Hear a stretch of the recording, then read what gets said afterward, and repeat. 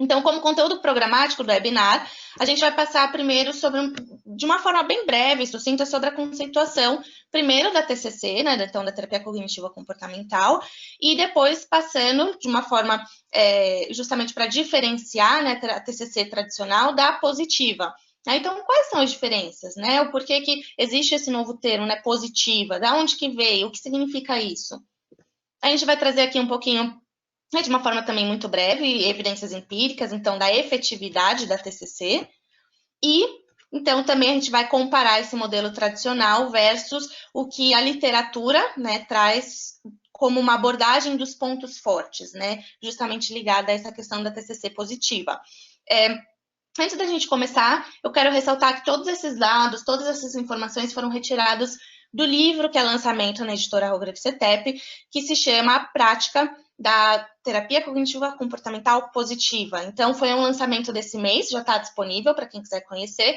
Então, todas essas informações foram retiradas de lá, né? Caso alguém tenha interesse em se aprofundar no tema, é um material muito interessante de se conhecer. Então, o webinar tem duração média de 30 a 40 minutos. Vamos começar. Então, a gente vai iniciar o webinar definindo o que é a TCC. Então, a terapia cognitivo-comportamental é uma abordagem psicoterapêutica, então seria uma terapia da fala. Então, as raízes da TCC podem ser atribuídas ao desenvolvimento da terapia comportamental no início da década de 1920 e ao desenvolvimento da terapia cognitiva na década de 1960 e a subsequente fusão das duas. Então, iniciada por Ellis e Beck, a terapia cognitiva pressupõe que comportamentos desadaptativos e perturbações do humor ou emoções são resultado de padrões de pensamentos disfuncionais ou irracionais, né, chamados então de pensamentos automáticos. Em vez de reagir à realidade de uma situação, o indivíduo reage ao seu próprio ponto de vista distorcido da situação. Então, por exemplo, para que vocês possam entender melhor, uma pessoa pode concluir que ela é inútil simplesmente porque falhou em um exame ou não conseguiu marcar um encontro. Então, os terapeutas cognitivos tentam conscientizar os seus clientes sobre esses padrões de pensamentos distorcidos ou distorções cognitivas e mudá-lo, né? Então, esse é um processo que é muito conhecido como reestruturação cognitiva. Agora, já a terapia comportamental, ou modificação de comportamento, treina os clientes, pacientes, para substituir comportamentos indesejáveis por padrões comportamentais mais saudáveis. Então, ao contrário das terapias psicodinâmicas, ela não se concentra em descobrir ou compreender as motivações inconscientes que podem estar por trás do comportamento desadaptativo. Sendo assim, né, a TCC integra a abordagem de reestruturação cognitiva da terapia cognitiva, que a gente explicou, com as técnicas de modificação comportamental da terapia comportamental. Então, a meta aqui é ajudar os clientes a realizar as mudanças desejadas em suas vidas, a partir, então, desses dois pontos, né, reestruturação cognitiva e das técnicas de modificação comportamental. Então, a TCC tem por objetivos, né, no plural, identificar pensamentos irracionais ou mal adaptativos, né, suposições e crenças relacionadas a emoções negativas debilitantes e identificar como elas são disfuncionais, imprecisas ou inúteis. Justamente identificar, né, essas crenças limitantes, né, disfuncionais e alguns pensamentos automáticos, né, justamente com várias técnicas, como, por exemplo, com testagem da realidade, o quanto de fato, né, esse pensamento automático é real, condiz com os dados de realidade.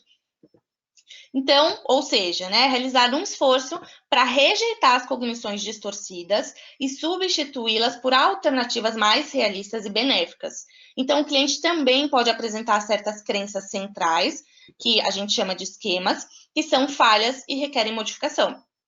Então, por exemplo, para que vocês também possam entender um pouquinho melhor, um cliente que sofre de depressão pode evitar o contato social com os outros e sofrer de transtornos emocionais por causa do seu isolamento.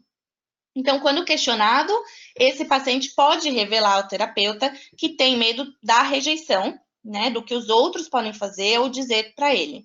Então, após uma exploração mais aprofundada com o terapeuta, ele ideal não é a rejeição, mas sim a crença de que ele é desinteressante e não merecedor de amor. Então, o seu terapeuta, nesse caso, pode testar a realidade dessa afirmação, fazendo com que o cliente nomeie alguns amigos e familiares que amam e desfrutem da sua companhia.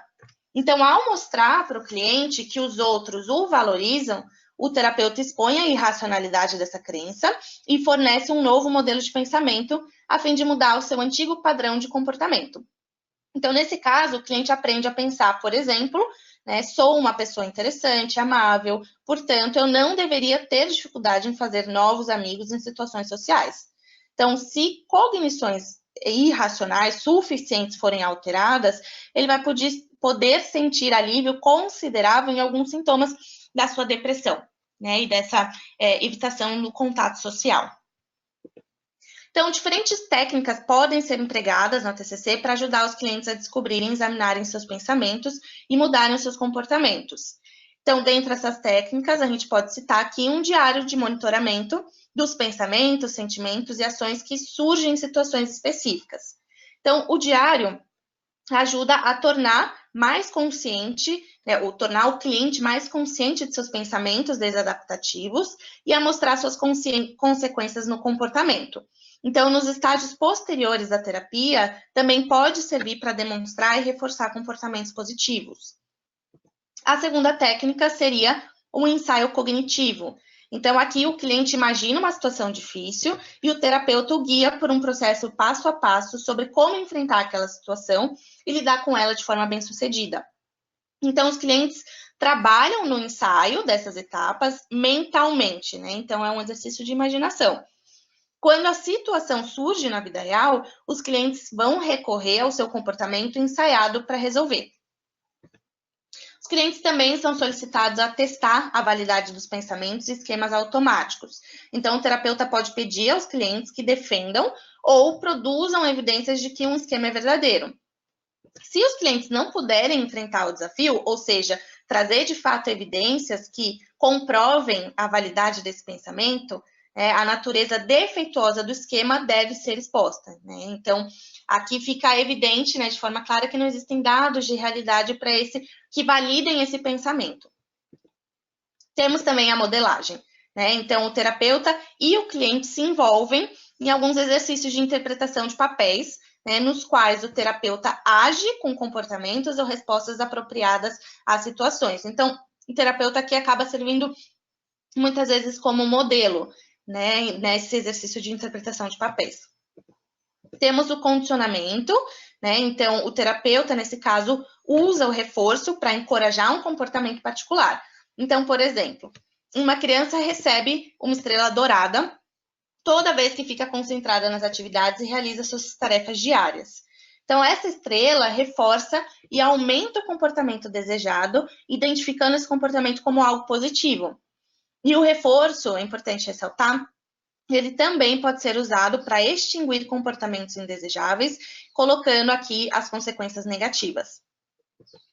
Temos também a dessensibilização sistemática, em que os clientes devem primeiro imaginar uma situação que eles temem. Então, eles têm medo, ficam ansiosos, enquanto o terapeuta emprega técnicas para ajudar esses clientes a relaxar, auxiliando-os a lidar com a sua reação de medo e, eventualmente, eliminando completamente a ansiedade.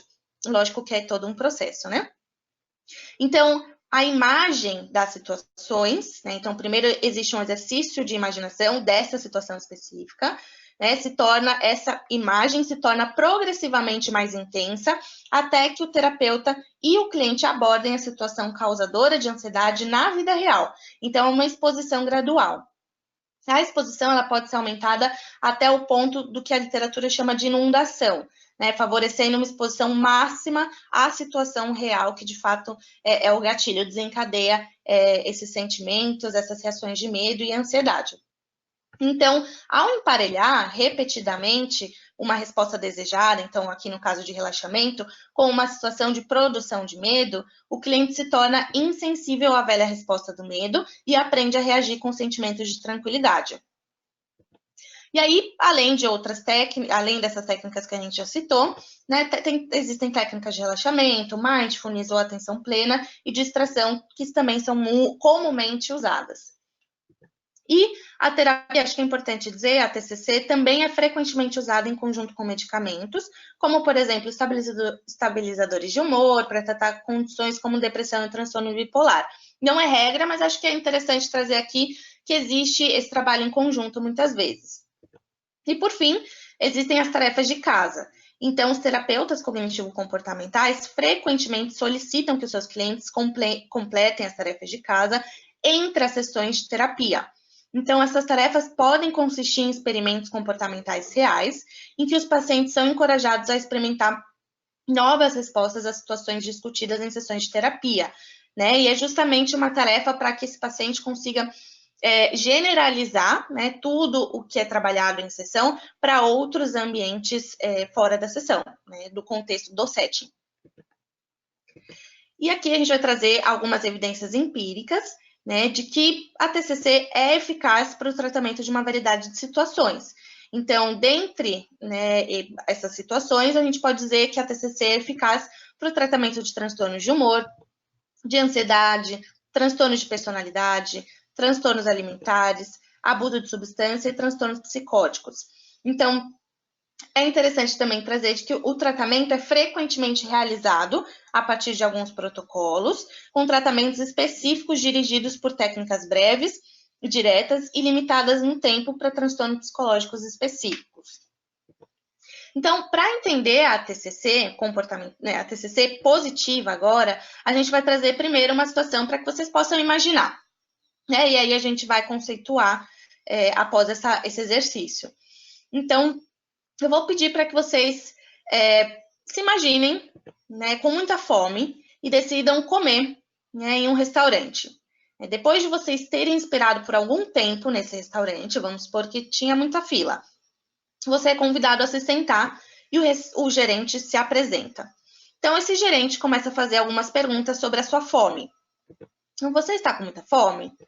Há quanto tempo você está preocupado com esse sentimento, né, de fome? Você sentiu fome no passado? Que papel a fome teve em sua casa, em sua família ou em outros parentes? Quais desvantagens e possíveis vantagens a fome tem para você? E aí, depois dessas perguntas, ainda com mais fome, né, porque você teve que esperar mais tempo, você pergunta se agora já pode comer.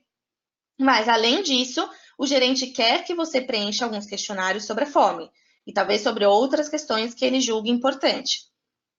Depois que tudo estiver terminado, é servida uma refeição que você não pediu, porque o gerente alega que é bom para você e que já ajudou outras pessoas, família, né?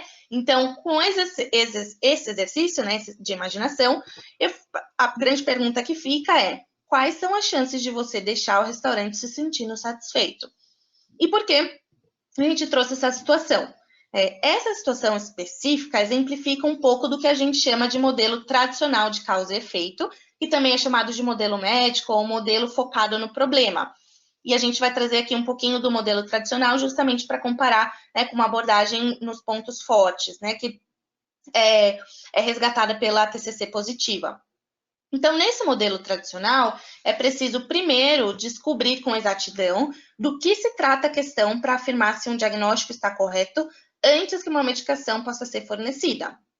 Então, no nosso pensamento, né, na nossa cultura ocidental, o modelo de causa e efeito é um modelo preeminente para tornar o mundo compreensível. Então, o modelo é útil se a gente estiver lidando com problemas relativamente diretos, que podem ser reduzidos a causas simples e não a ambíguas, como é o caso, por exemplo, de problemas médicos ou mecânicos. Então, como por exemplo, quando você tem uma dor de dente, a primeira pergunta que você faz é: o que tem de errado com o meu dente? Então, ou, por exemplo, saindo do corpo, indo para objetos. Então, quando o seu aspirador de pó quebra, a primeira pergunta que você faz é: o que há de errado com o meu aspirador de pó? Então, nesse sentido, né, o modelo médico consiste em diagnóstico, mais um tratamento prescrito, que vai ser condição para redução dos sintomas. Agora, no que diz respeito à psicoterapia, esse modelo tem uma grande desvantagem, ou seja, ele é fortemente focado no problema. Então, se o problema e as suas possíveis causas forem estudados em profundidade, um círculo vicioso pode se desenvolver e até gerar problemas ainda maiores. Então, a atmosfera, nesse sentido, fica carregada de problemas, o que gera o risco de que as soluções se reduzam cada vez mais e que a esperança de melhora diminua. Então, explorar ou analisar os fatores que causam ou perpetuam um problema não resulta automaticamente em melhoria dele. Claro que é necessário, né? A gente identificar os fatores de causa, né? Mas a identificação por si só dos fatores de causa não resultam automaticamente na melhora dele. E aí a gente trouxe aqui Einstein, né, de 1954, que afirmou que a gente não pode resolver problemas usando o mesmo tipo de pensamento que usamos quando os criamos. E a gente trouxe aqui outro autor também, o Duncan, de 2010, que também afirma que a psicoterapia não é um esforço médico, é, antes de tudo, relacional. No entanto, o modelo médico é a descrição predominante do que a gente faz.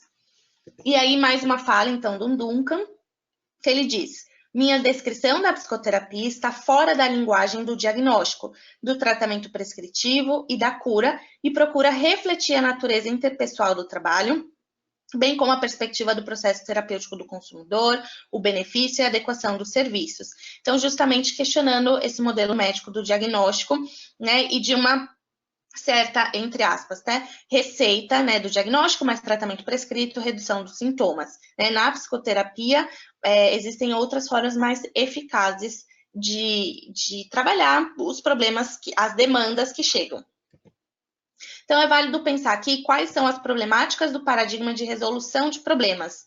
Então, esse paradigma se tornou muito popular nos negócios, no governo, no coaching, na psicoterapia e no gerenciamento de conflitos. Nas formas tradicionais de psicoterapia, e aqui também incluindo a TCC, o foco consiste na patologia. Então, o diagnóstico do problema seria o primeiro passo. O próximo passo seria encontrar as causas do problema usando o modelo de causa e efeito, né, que é o chamado modelo médico, como a gente já mencionou anteriormente. Então, isso é algo muito comum, né, de se pensar: algo deu errado, temos que consertar. Na medicina e na psicoterapia, os problemas são chamados de desvio do normal. Então, nesse sentido, é muito fácil o raciocínio, né, de que a saúde é normal, a doença é um desvio e deve ser removida. E o modelo de solução de problemas é muito objetivo. Então, ele vai trabalhar muito o pensamento, né, de identifique a causa e remova essa causa.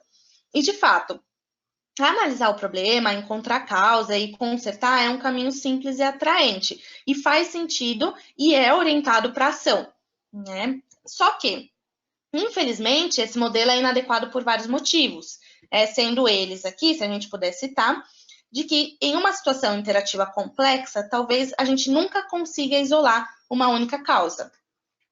Além disso, existe o perigo de se apegar a uma causa específica, por ser fácil de identificar, ignorando o resto da situação. Além disso, a gente pode identificar a causa, mas mas não podemos removê-la por algum motivo externo, interno, enfim. Então, apesar de identificar, a gente não consegue fazer nada com isso. A noção, por vezes falsa, de que uma vez eliminada a causa, o problema será resolvido e as coisas vão voltar ao normal, ou que pelo menos deveria ser assim, né? É muito fácil a gente acabar caindo, né? É o caso. E por fim, se a gente define o objetivo e decide como chegar lá, né? Essa definição, né, de objetivo, será que é possível, né? Algo tão exato assim? E aí, então, na TCC positiva, ao projetar um resultado positivo, em vez de resolver problemas, planejamos algo, né? Então, há uma... Então, não é apenas uma questão de remover um problema, né? Existe algo projetado que não existia antes, né? A gente não trabalha só com aquilo que já existe. E nesse design, então, nessa abordagem, o foco muda da análise de problemas para análise de resultados ou metas, trazendo uma perspectiva dos pontos fortes. Então, essa é uma perspectiva filosófica abrangente, na qual as pessoas são vistas como capazes e dotadas de habilidades e recursos dentro de si e dos seus sistemas sociais. Então, quando ativadas e integradas a novas experiências, não só experiências, mas entendimentos e habilidades, as forças oferecem caminhos para reduzir a dor e o sofrimento, resolver as preocupações e conflitos e a lidar de forma mais eficaz com os estressores da vida. Então, o resultado é uma sensação melhorada de bem-estar e qualidade de vida e graus mais elevados de funcionamento interpessoal e social. Então, psicólogos positivos e outros profissionais que se baseiam em pontos fortes promovem a mudança por meio de processos educacionais, terapêuticos e operacionais respeitosos, né, que incentivam e capacitam outras pessoas. Então, esse autor, né, que está na tela de vocês, Celebi, de 2007, traz algumas hipóteses básicas para a perspectiva dos pontos fortes, no sentido do porquê pensar nos pontos fortes em vez do modelo médico. E ele fala que, apesar das lutas da vida, todas as pessoas têm forças que podem ser organizadas para melhorar a qualidade de vida. E os terapeutas devem respeitar essas forças e as direções nas quais os clientes desejam aplicar cada uma dessas forças. Ele fala também que a motivação do cliente é aumentada por uma ênfase consistente nos pontos fortes, conforme o cliente os define. Além disso, descobrir os pontos fortes requer um processo de exploração cooperativa entre clientes e terapeutas. Então, os terapeutas especializados aqui não têm a última palavra sobre o que os clientes precisam melhorar em sua vida. Então, é algo bem colaborativo. Além disso, né, se concentrar nos pontos fortes afasta os terapeutas da tentação de julgar ou culpar os clientes por suas dificuldades e auxilia a descobrir como os clientes conseguiram sobreviver mesmo nas circunstâncias mais difíceis. Então, acaba validando grande parte desses sentimentos, emoções e dificuldades desse cliente frente à demanda. E, por fim, né, esse autor fala que todos os ambientes, mesmo os mais sombrios, contêm recursos. Né? Então, além disso, uma abordagem baseada em soluções, se concentrando no que funciona para esse cliente, nesse contexto e nesse momento, com suas raízes na terapia breve focada na solução, pode aumentar o bem-estar e o florescimento, então o desenvolvimento dos clientes, convidando eles a definir o seu futuro desejado, em vez de definir os seus problemas, e encontrar soluções para atingir os seus objetivos.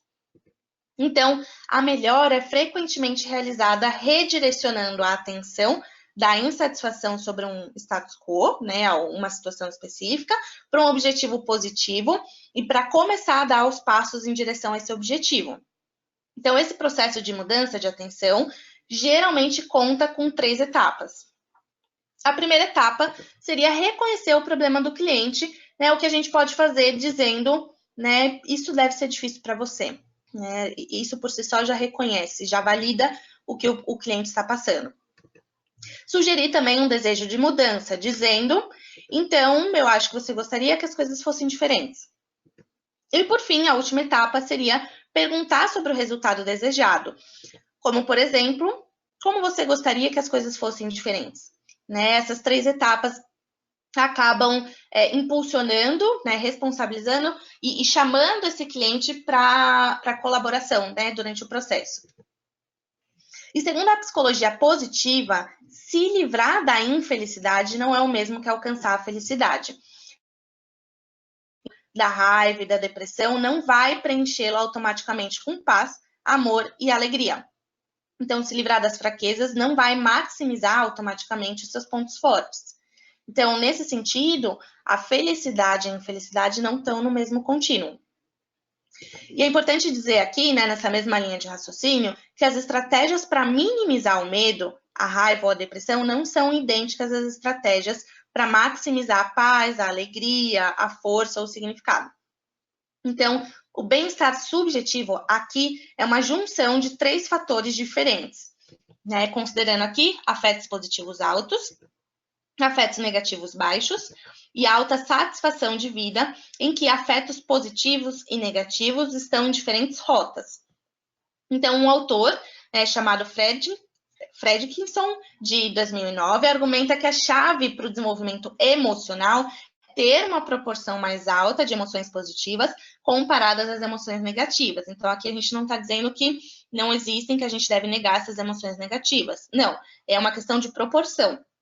Então, a gente pode melhorar o nosso estado de ser, aumentando as emoções positivas ou diminuindo as emoções negativas, ou ambas, e esses são processos diferentes, com métricas diferentes. Eu acho que isso é importante de ressaltar. Então, para facilitar a compreensão, a gente trouxe aqui algumas diferenças, tá? Não todas, a gente trouxe algumas, mas de maneira breve, entre a TCC tradicional e a positiva. Então, na TCC tradicional, as intervenções são destinadas a aumentar o bem-estar, diminuindo o que impede ou destrói o desenvolvimento humano, enquanto que na positiva, o objetivo é o mesmo, então, de aumentar o bem-estar, mas a forma com que é feito é diferente. Aqui é por meio, né, do reforçamento daquilo que causa ou constitui o desenvolvimento humano, né, não o que impede. Na tradicional, é muito comum metas de evitação, então, no caso, ficar longe do que os clientes não querem, né? Enquanto que na positiva se busca metas de aproximação. Então, foco no que os clientes querem. Então, um futuro desejado, o que os clientes querem ter em vez dos seus problemas ou reclamações. Na tradicional, os objetivos, às vezes, tá? É importante ressaltar, são definidos pelo terapeuta, às vezes porque muitas vezes também é colaborativo, e o atuar é orientado para o passado ou presente. Então, o modelo médico de causa e efeito aqui. Já na positiva, os objetivos são sempre definidos pelo cliente, então não é o terapeuta quem vai definir. E o atuar é orientado para o futuro, abandonando o modelo médico de causa e efeito. Na tradicional, analisar os problemas é importante e se concentra em problemas e fraquezas, enquanto que na positiva, projetar resultados positivos e analisar exceções é importante e se concentra em soluções e pontos fortes. Na tradicional, também as conversas são sobre o que os clientes não querem. Então, há um reforço positivo, há uma conversa sobre problemas. E as conversas são focadas na percepção e superação. Já na positiva, as conversas são sobre o que os clientes querem em vez dos seus problemas. Então, há um reforço positivo para uma conversa sobre soluções, né? E também a conversa sobre responsabilidade e ação. Na tradicional, a visão dos clientes, às vezes, tá? É importante, às vezes, não é validada, né? No sentido de que há uma predominância da visão do terapeuta. E é feita uma análise funcional do comportamento em relação ao comportamento problemático. Já na positiva, a visão dos clientes é sempre validada, então acaba facilitando o ponto de vista dele. E é feita uma análise funcional do comportamento de exceções em relação ao comportamento problemático ou ao comportamento no futuro desejado. Na tradicional, ainda, recursos devem ser adquiridos, então novas habilidades devem ser aprendidas. E aqui o sucesso é definido como a resolução do problema. E já na positiva, os recursos já estão presentes. A gente não parte do pressuposto de que o terapeuta vai ensinar recursos, né? Pode ser que sim também, mas esses recursos já estão presentes. E então, os clientes podem querer se tornar melhores em algumas habilidades. Então, ela parte desse pressuposto. Ainda, o sucesso é definido conforme se alcança o resultado desejado, que pode ser diferente de resolver o problema. Por fim, na tradicional, o foco está no comportamento passivo e respondente. E no processo de condicionamento respondente, especialmente no que a gente diz de desfazer danos, né, entre aspas, causados por experiências desfavoráveis anteriores. Já na positiva, o foco está no comportamento adaptativo e operante dos clientes e trabalha o repertório estável de comportamentos operantes, não apenas para diminuir situações negativas, mas também para alcançar a inclusão social. Então, é importante ressaltar aqui, tá, gente, que o autor do material, né, da editora Hógrafo, CETEP, não exclui uma abordagem em detrimento da outra. Na verdade, intervenções da TCC tradicional e da TCC positiva são importantes e é por isso, né, que o autor acredita que a TCC positiva possa ser uma contribuição importante para esse campo em constante mudança, né, da TCC tradicional, em que a ênfase está predominantemente na redução do negativo. Então, é importante a gente tomar cuidado para não cair no reducionismo, né? De que uma é boa e a outra é ruim, né? A proposta dele não foi essa, de apresentar aqui as diferenças e para trazer um entendimento de que elas são complementares, ok? Então, para finalizar, a gente trouxe um exercício que é usado também pelo autor do livro, da editora, né? E esse é um exercício para explicar a diferença entre entrevistas focadas no problema e entrevistas focadas na solução. Então, o autor convida os participantes dos seus cursos de treinamento, então ele está numa palestra, e ele convida os participantes a olhar em volta e encontrar 5 objetos que são bege, né, na cor bege. Então, se eles encontrarem 5 objetos bege, ele pede que alguém, antes de começar a listar esses objetos bege, diga rapidamente quais objetos azuis ele viu. Então, essa pessoa provavelmente não viu nenhum objeto azul e precisa se concentrar novamente para encontrar esses objetos de outra cor. Então, esse exercício deixa claro como os clientes veem uma situação negativa. Então, eles vão descrever essa situação negativa como sempre bege, né? Então, eles não querem o bege, né? Eles sofrem com isso. Então, eles têm que sair à procura do bege, mas eles não querem. Então, ao perguntar aos clientes o que eles querem, em vez de bege, por exemplo, azul, vocês querem azul ou vocês querem alguma outra cor? Esses clientes podem começar a se concentrar em azul como uma alternativa melhor ao bege. Então, nesse exercício, é possível depois perguntar, né? Como será uma vida azul? Já que o próprio cliente colocou que prefere procurar objetos de outra cor. Né? Aqui, em uma escala em que 10 significa uma vida totalmente azul e 0 significa uma vida totalmente bege, onde você está agora? Né? E é possível realizar esse exercício com os clientes também em consultório, se eles descreverem os problemas como sempre presentes ou quando você quiser esclarecer, né, a sua abordagem como um terapeuta da TCC positiva.